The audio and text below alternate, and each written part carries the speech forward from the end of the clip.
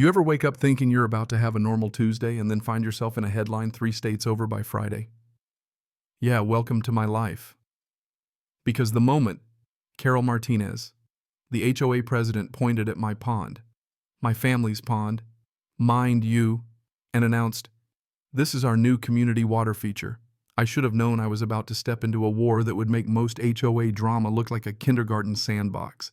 She didn't just want my pond, she decided to claim it with the kind of entitlement only someone wearing a white pantsuit on a ranch could muster.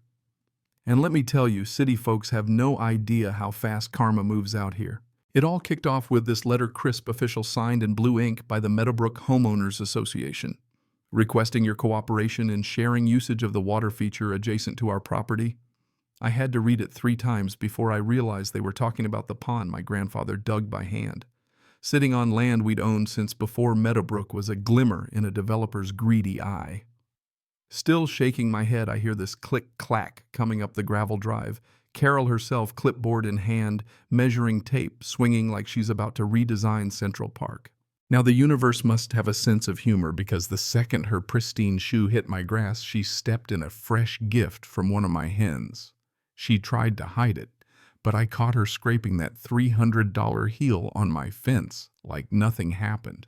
"Mr. Thompson," she said, teeth so white, I'm pretty sure they could signal aircraft, "I trust you received our letter about the community water feature." I just leaned back against my post and let her talk. "Ma'am, that's a ranch pond. Been in my family since dirt was new." But Carol's the type who thinks no is just the start of a negotiation. "Oh, but your pond would be perfect with a fountain benches, maybe a gazebo." She starts listing amenities like she's building a theme park. She even had the nerve to suggest removing the rural elements, which, if you can't guess, meant me. I kept my cool, told her the pond stays as is, and that was that.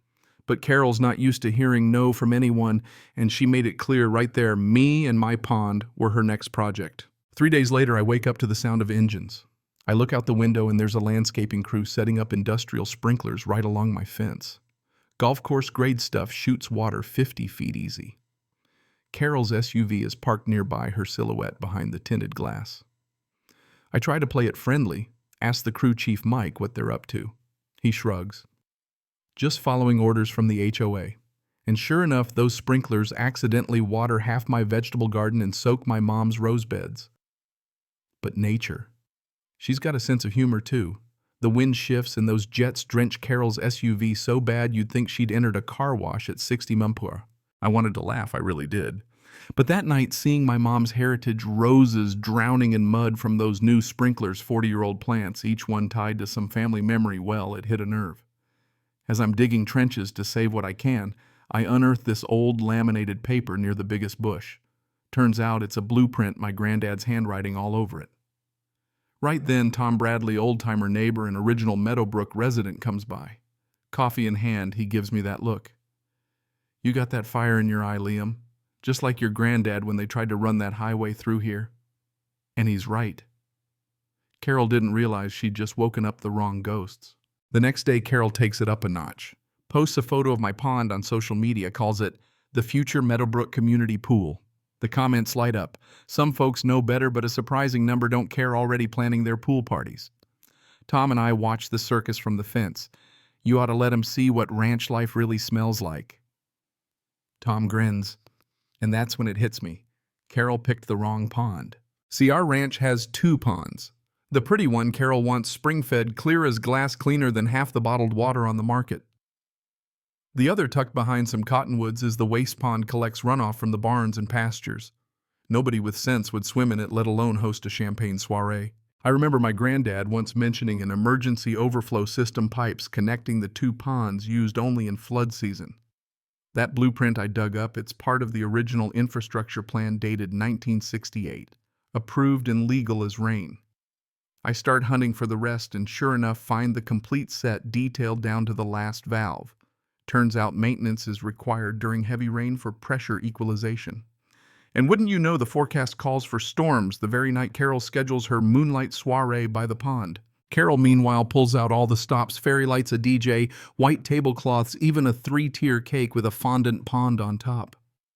Cars line my access road, guests trample across my pasture in cocktail dresses, and Carol, resplendent as a peacock, live streams every second, blissfully ignorant of ranch law and property lines. That night, thunder's rumbling. Tom's by my side, both of us eyeing the old brass valve I'd uncovered. 50 years since it's been turned. I'm wrestling with it, cursing under my breath when Tom jumps in. Together we finally get it loose just as the storm breaks. Perfectly timed, completely legal, just as the county ordinance says. At first the party's in full swing, laughter, dancing champagne. But then you hear it, a little kid at the water's edge. Mommy. Something smells funny. Dark water starts bubbling up from beneath the lily pads. A woman shrieks. The DJ's gear sparks and dies as the water, now a rich, ranchy brown, seeps up to the platform. The cake tips, the fondant swan goes down with the ship, and Carol, standing in the middle of her own disaster, gets a splatter across her white dress that'll never come out. Somebody calls the cops, reports chemical warfare. Sheriff Brody shows up looking more tired than surprised. Carol tries to have me arrested for biological terrorism. Brody just asks, "Whose property is this, ma'am?" and waits. Carol sputters, "It's for the community." But Brody wants to see deeds, permits, actual evidence. The guests scatter as rain starts pouring, and Carol stands in the mud mascara running dreams drowned in cow runoff. Next morning, Carol's back with 3 septic pump trucks, a legal team, and the world's most expensive rubber boots. She threatens to put a lien on my property for environmental damages, but the pump guys, good old Rex and crew, refuse to touch private land without owner consent. "Ain't worth losing my license," Rex says. Carol fumes, records her meltdown for posterity, and stomps off, vowing a lawsuit. That night, the emergency HOA meeting is standing room only. Tom goes in as my eyes and ears texting play-by-play. Henderson, the oldest resident, stands up and lays out every petty injustice Carol's done: apple trees, gardens, chalk drawings, then calls for a vote of no confidence. The place erupts. Carol tries to spin it, but the crowd's had enough. The vote passes, and just like that, her little empire starts to crumble. But Carol's not done yet. Goes straight to the local news, paints herself as the victim, claims I poisoned the community. Half the town cheers me as a hero, the rest say I've gone too far. Then a judge, probably in Carol's pocket, issues a cease and desist, no water use until an environmental review is done. Ranch life on hold, cattle thirsty, roses dying. She almost had me beat. But my granddad didn't raise a quitter. He made me memorize a number, old friend, lawyer legend named Henderson Abernathy. I call, he shows up the next day with the original 1968 county plans and walks into Carol's legal war room like he owns the place. Her lawyers try to pin environmental terrorism on me, but Abernathy reads the Riot Act, shows the system was used exactly as the law requires on private property during forecasted rain. And, oh, by the way, all those trespassers on my land. Yeah, that's a crime.